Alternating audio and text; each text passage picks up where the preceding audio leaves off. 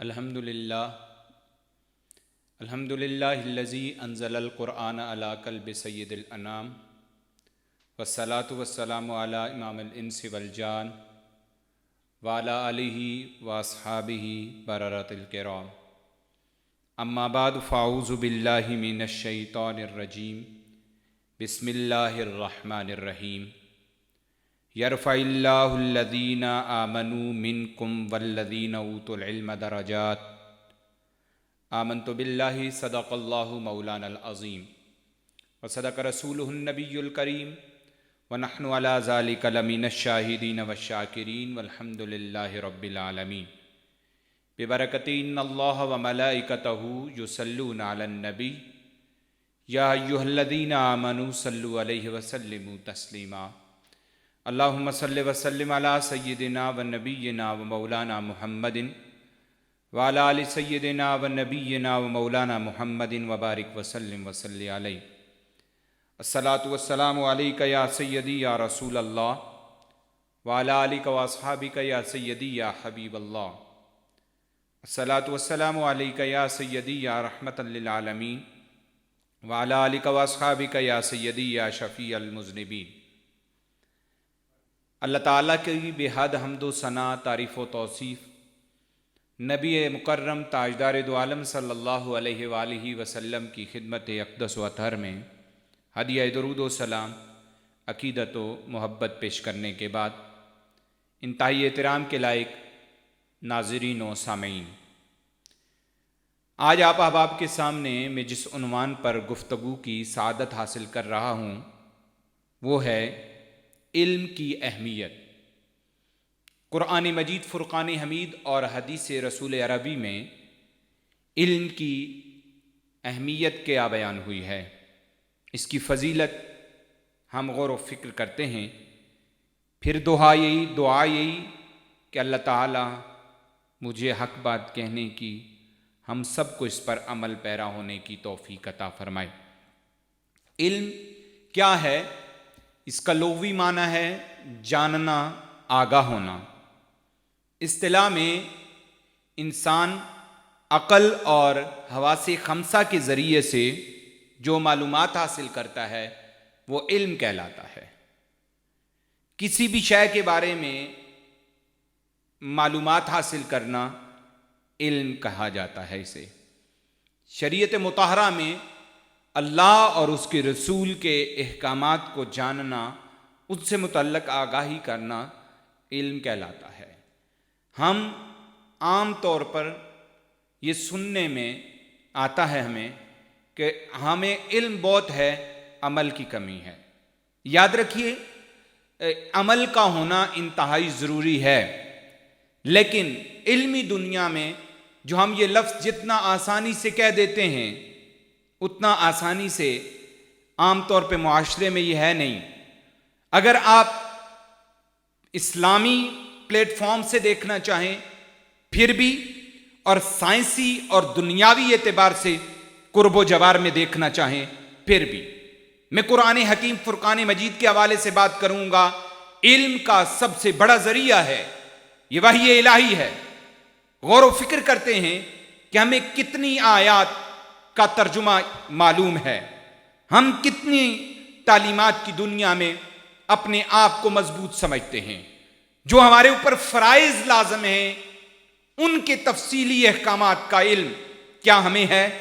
نماز کے فرائض ہوں، واجبات ہوں، سنتیں ہوں، مستحبات ہوں، سجدہ سہو کے مسائل ہوں، یا روزہ ہو تو اس کے احکامات ہوں، بلکہ علمی دنیا میں ایک کمال سی بات ہے، جو باتیں بارہا بتائی جا رہی ہوتی ہیں وہ بھی اتنی پختہ سے ہمارے پاس موجود نہیں رہتی ہمارے حافظوں میں۔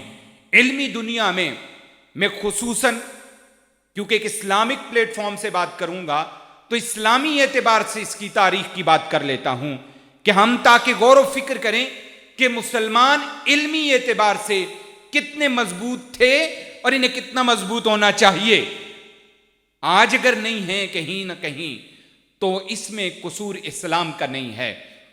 دین اسلام اپنے ماننے والوں کو علم کی اہمیت سے آگاہ کس طرح کرتا ہے؟ ہم غور و فکر کرتے ہیں حضرت سیدنا آدم علیہ السلام کی تخلیق ہوتی ہے. تخلیق آدم کے وقت ہی جب آپ کو فضیلت دینے کا موقع آیا، یا انعامات خداوندی میں سے ایک انعام کہہ سکتے ہیں آپ کہ خالق کی نعمتوں میں سے جو نعمت اللہ تعالیٰ نے عطا فرمائی وہ علم کی نعمت تھی. فضیلت مخلوقات پر دینا تھی، کسی اور چیز کے ذریعے سے بھی دی جا سکتی تھی، آواز کے ذریعے سے بھی دی جا سکتی تھی، دیگر صلاحیتوں کے ذریعے سے بھی دی جا سکتی تھی فضیلت، لیکن انتخاب کیا تو علم کا کیا. خالق کائنات نے خود ارشاد فرمایا وَعَلَّمَ آدَمَ الْأَسْمَاءَ كُلَّهَا، اور آدم کو تمام اشیاء کے نام سکھا دیے. اللہ تعالیٰ نے حضرت آدم علیہ السلام کو یہ علم کی دولت عطا فرمائی. پھر اس میں اگر تاریخی اعتبار سے غور و فکر کریں تو پھر ایک تفصیلی عنوان پھوٹ جائے گا اور پھیل پڑے گا، جس کا سمیٹنا اتنے مختصر سے وقت میں ممکن نہیں ہوگا. میں غور و فکر کی دعوت دیتا ہوں کہ ہم اسلام کی طرف فوراً سے آ جاتے ہیں.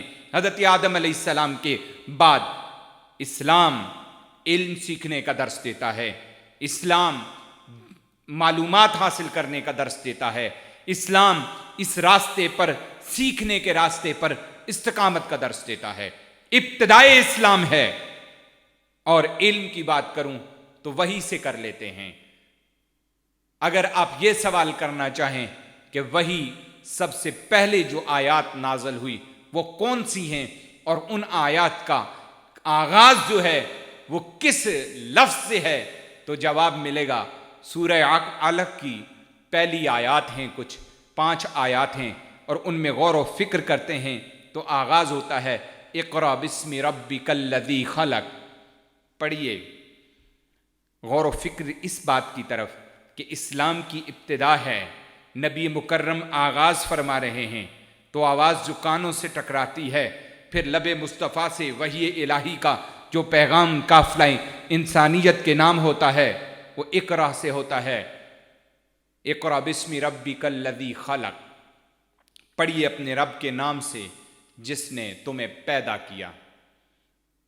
قرآن مجید فرقان حمید کی یہ آیات، خلق الانسان من علق، جس نے انسان کو خون کی پھٹکی سے بنایا. اقرا وربک الاکرم. پڑھیے آپ کا پروردگار بڑا کریم ہے. الذی علم بالقلم، جس نے قلم کے ذریعے علم سکھایا. علم الانسان ما لم یعلم، انسان کو وہ باتیں سکھائی جن کا اس کو علم نہ تھا. علم الانسان ما لم یعلم.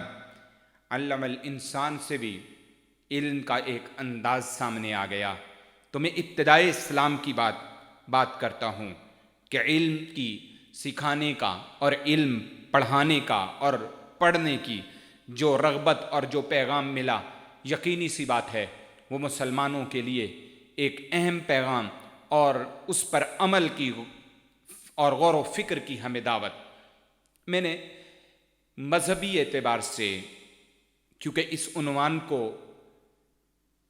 بیان کرنا ہے، سائنسی دنیا کا بھی اعتراف ہے کہ جدت آتی جو جا رہی ہے اس میں مسلمانوں کا حصہ ہے اور ہونا چاہیے. سائنسدانوں کی دنیا میں بھی جابر بن حیان جیسے لوگ نظر آتے ہیں، لیکن اب یہ جو مادی دور گزر رہا ہے اس میں جو فرق ہے وہ صرف اتنا ہے، کہیں نہ کہیں ہمارے سائنس کے شعبوں کے ادارے، اور میں دینی اداروں کی بات بھی کروں گا، ان میں بھی یہ سائنسی علوم ہونے چاہیے، لیکن سائنسی اداروں میں بھی اسلام کو آن کرنے کی بات ہونی چاہیے.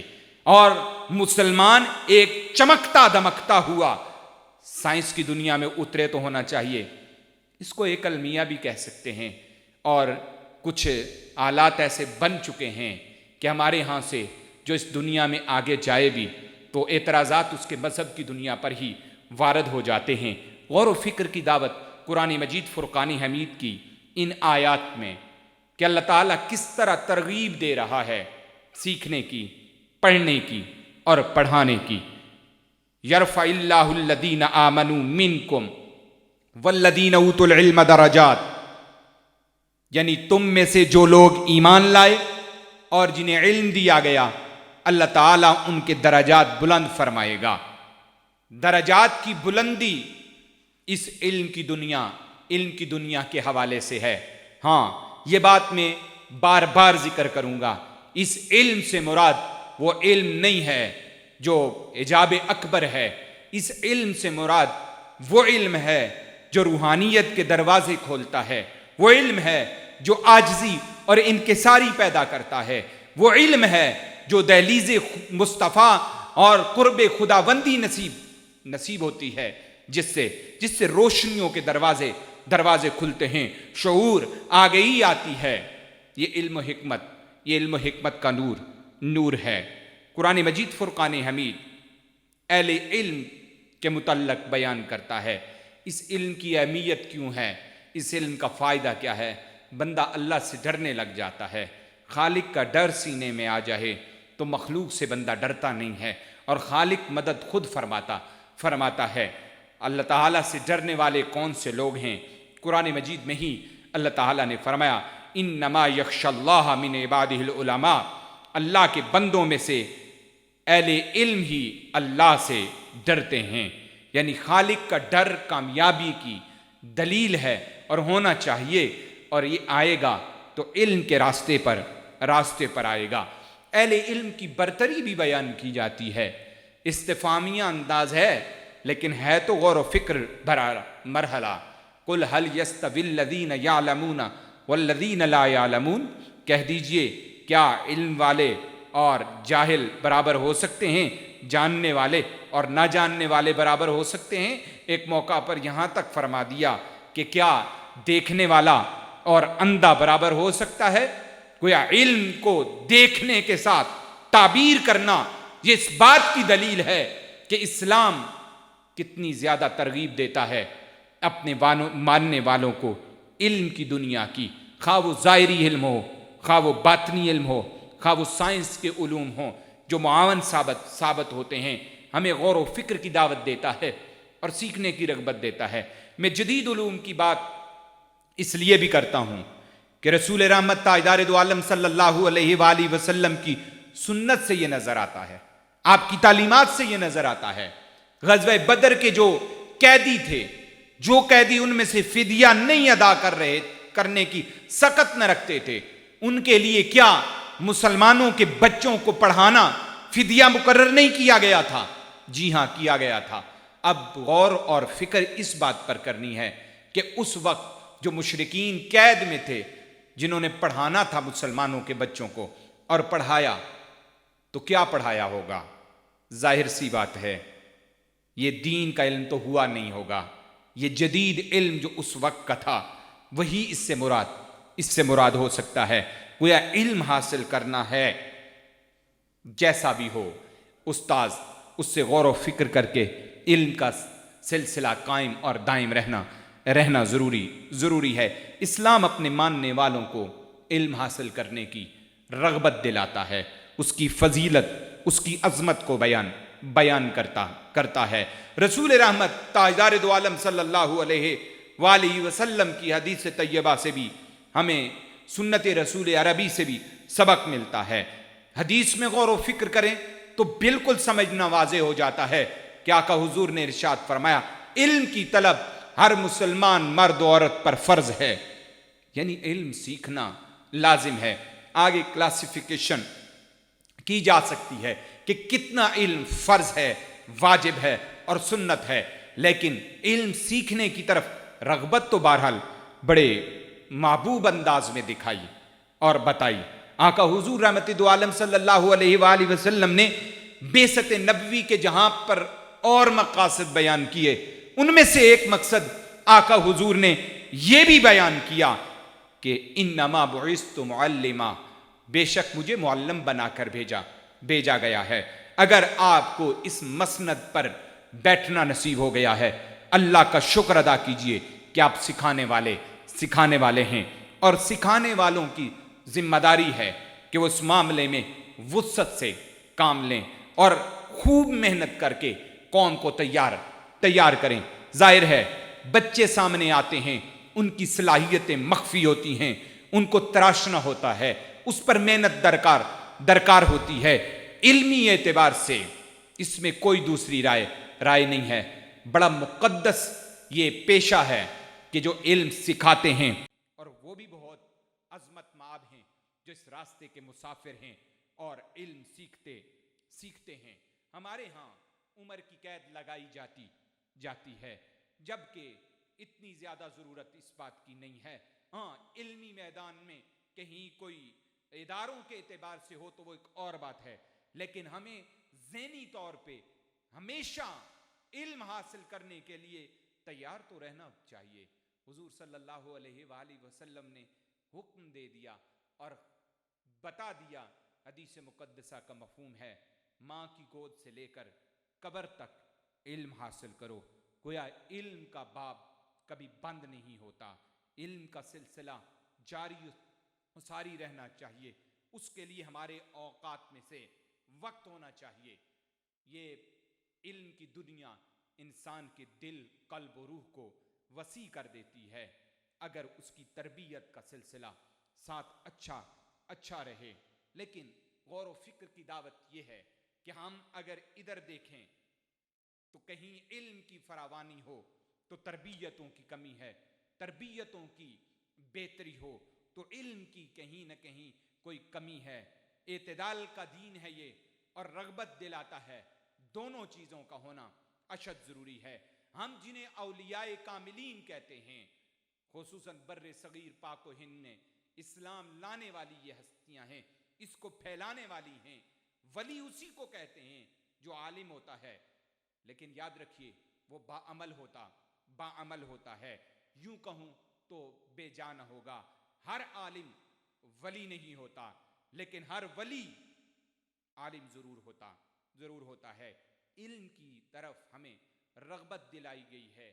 اسلام اپنے ماننے والوں کو درس دیتا ہے۔ میں نے حضرت آدم علیہ السلام کی تاریخ سے آغاز لیا اور نزول وحی کی ابتدا کا حوالہ دیا۔ کلام مقدس جو علم کا یقینی مجموعہ ہے، اس کے ساتھ اپنا تعلق مضبوط ہو۔ بلندیاں، عزتیں، رفتیں، کامیابیاں اسی صورت میں ہوگی۔ میں حدیث کے حوالے سے رغبت کا ایک اور حوالہ آپ احباب کی سماعتوں کی نظر کرنا چاہتا ہوں۔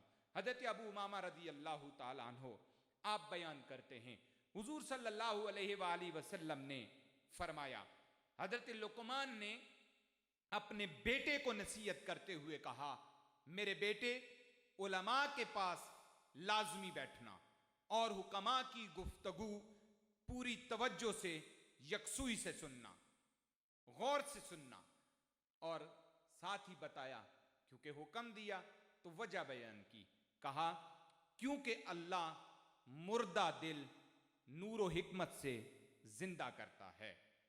فرمایا جس طرح کہ وہ مردہ زمین کو زوردار بارش سے حیات بخشتا ہے، یعنی اس طرح تمہارے دل کی کھیتی اہل اللہ اور اہل علم لوگوں کی صحبت میں بیٹھنے سے زندہ ہو جائے گی، اس میں ہریالی آ جائے گی۔ رسول رحمت تاجدار دو عالم صلی اللہ علیہ وآلہ وسلم کے غلام اس وقت بھی علم سیکھتے اور سکھاتے رہے۔ اگر غور و فکر کرنی ہے تو صفہ کی درسگاہ میں دیکھ لیجئے کہ بیٹھے ہوئے اصحاب صفہ محمد عربی سے علم کی خیرات لے رہے ہیں۔ آج ضرورت اس بات کی ہے، ان پاک نسبتوں کے تصدق سے ہمیں علمی دنیا میں آگے بڑھنا ہے۔ حضور صلی اللہ علیہ وآلہ وسلم نے عمر کی بھی کوئی قید نہیں لگائی، اور یہاں تک بھی کہہ دیا مجھ سے ایک آیت بھی سنو تو اسے آگے پہنچا دو۔ خطبہ حجۃ الوداع میں تو یہاں تک فرما دیا کہ جو حاضر ہے وہ غائب تک میری تعلیمات پہنچا دے۔ آج کیا ہے، کمی کس بات کی ہے؟ ہم اس معاملے میں اتنے زیادہ سیریس نہیں ہو رہے کہ ہمیں جو خالق نے علم کی دولت دی ہے اس کو تو دوسروں تک پہنچائیں، عملی جامہ تو فوراً سے اس کو پہنا لیں تاکہ علمی دنیا کا یہ سفر بابرکت ہو جائے۔ حضور صلی اللہ علیہ وآلہ وسلم نے علم کی مجالس کو بڑی اہمیت دی۔ ایک مرتبہ آپ مسجد میں تشریف لائے، وہاں پر 2 حلقے تھے، ایک میں علم کی بات ہو رہی تھی، علم کا حلقہ تھا، دوسرا ذکر کا حلقہ تھا۔ حضور صلی اللہ علیہ وآلہ وسلم نے دونوں کی تعریف فرمائی، اور جناب تاجدار دو عالم صلی اللہ علیہ وآلہ وسلم نے علم کے حلقے کو اختیار فرمایا۔ آج کثرت کے ساتھ تعداد کی زیادہ کر کے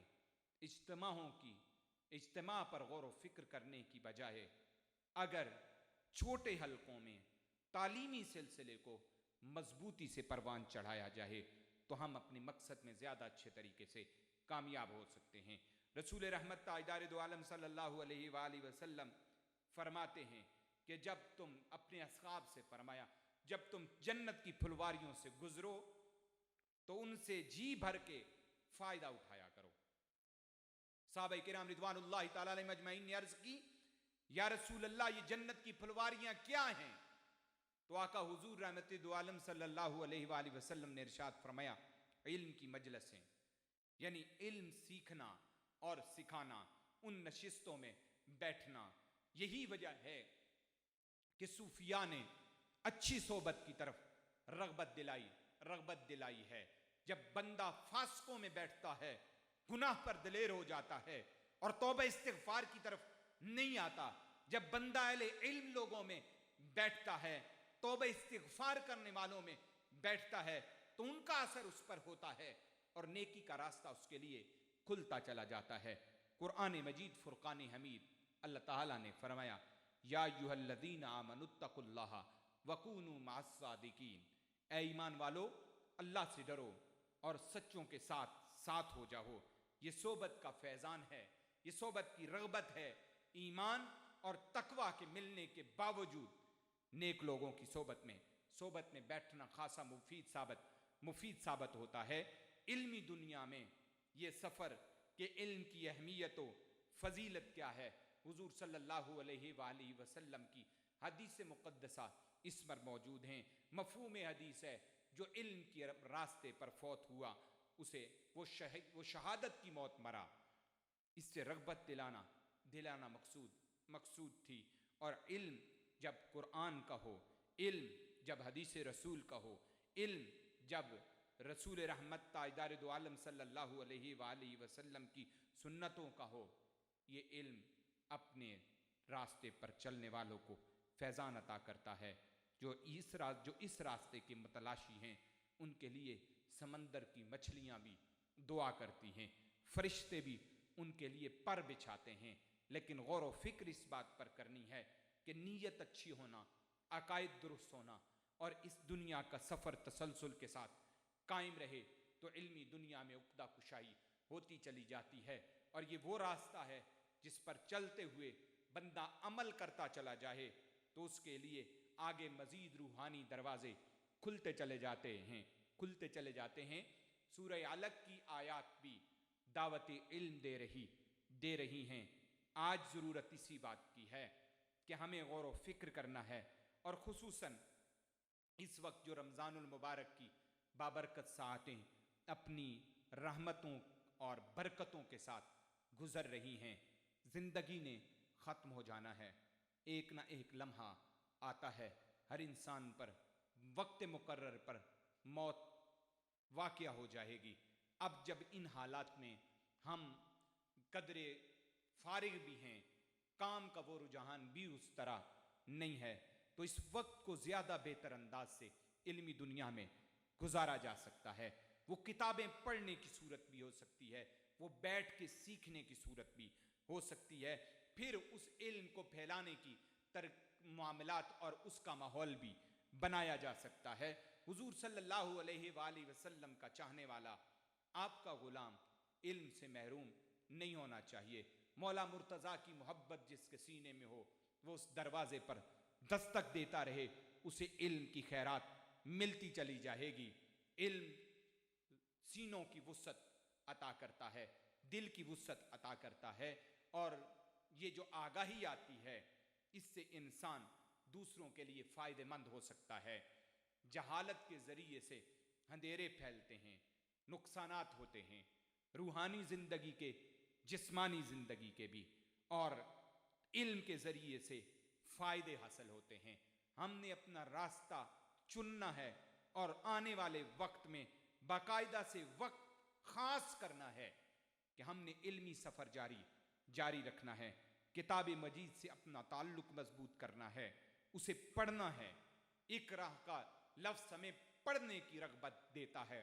علم الانسان ما لم یعلم سے تعلیم اور سیکھنے کے مزید دریچے وا کرنے کا ہمیں درس دیا جاتا ہے۔ خالق سے ڈرنے والے لوگ کامیاب ہوتے ہیں تو اللہ کا ڈر اسی علم کے ذریعے سے آتا ہے۔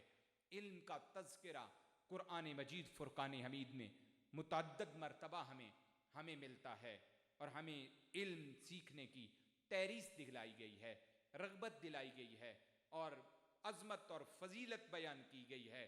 روشنی چاہتے ہو، نور چاہتے ہو، کامیابی چاہتے ہو، محبت چاہتے ہو، آپس میں اتحاد چاہتے ہو، ملک کی بقا چاہتے ہو، ملک میں استحکام چاہتے ہو، اپنی عزت اور وقار بھری زندگی چاہتے ہیں ہم، تو ہمیں علم کا سفر جاری رکھنا ہوگا، جس کا سب سے بڑا ذریعہ قرآن مجید فرقان حمید ہے۔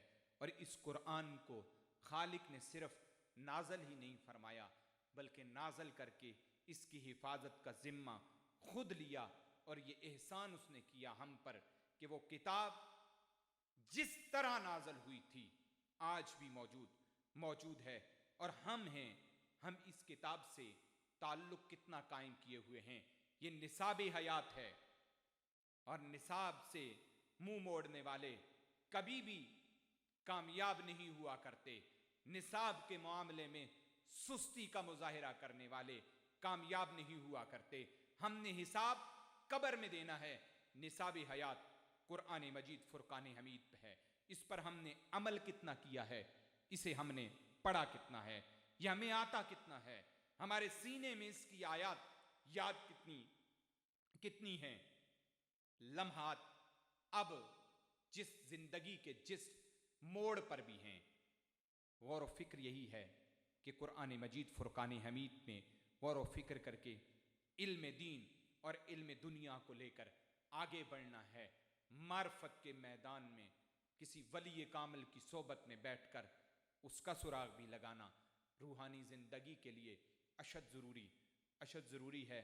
ہم نے غور و فکر کر کے آج سے، اگر یہ رمضان المبارک کے یہ جو چند دن باقی ہیں، بالکل اختتامی مراحل ہیں، اس میں ہم نے کچھ پکے ارادے کر کے ان پر استقامت نہ اختیار کی تو باقی دنوں کی طرح اور باقی مرتبہ کے رمضان المبارک کی طرح یہ بھی گزر جائے گا، یہ تو واپس پلٹ کے آئے گا۔